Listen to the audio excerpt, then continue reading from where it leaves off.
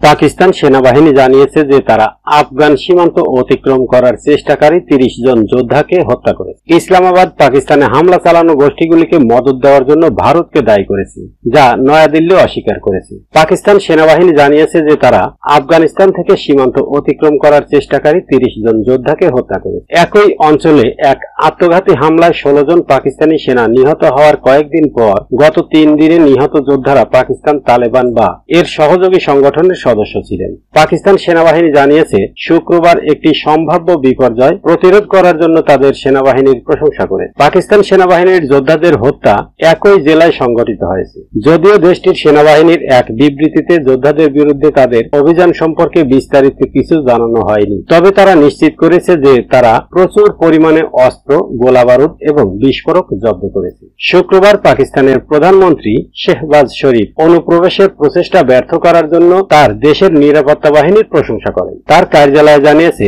আমরা দেশ থেকে সকল ধরনের সন্ত্রাসবাদ সম্পূর্ণরূপে নির্মূল করতে দৃঢ় প্রতিজ্ঞ। প্রধানমন্ত্রী এবং সেনাবাহিনী উভয়ের বিবৃতিতে জঙ্গিদের মদদ দেওয়ার জন্য ভারতকে দায়ী করা হয়েছে। যদিও নয়াদিল্লি এখনো সর্বশেষ অভিযোগের বিষয়ে কোনো মন্তব্য করেনি, তবে ইসলামাবাদের দাবি বারবার অস্বীকার করেছে যে তারা পাকিস্তানের সহিংসতা উস্কে দিচ্ছে। পারমাণবিক শক্তিধর প্রতিবেশীদের মধ্যে উত্তেজনা বৃদ্ধি পাওয়ায় সাম্প্রতিক মাসগুলিতে এই ধরনের অভিযোগ বেড়েছে। মে মাসে তাদের মধ্যে ৪ দিনের সংঘর্ষের সময় উভয় পক্ষের ৭০ জন নিহত হয়েছিল এবং আঞ্চলিক শত্রুরা স্বাধীনতার পর থেকে তাদের পঞ্চম সর্বাত্মক যুদ্ধের দ্বার প্রান্তে ছিল।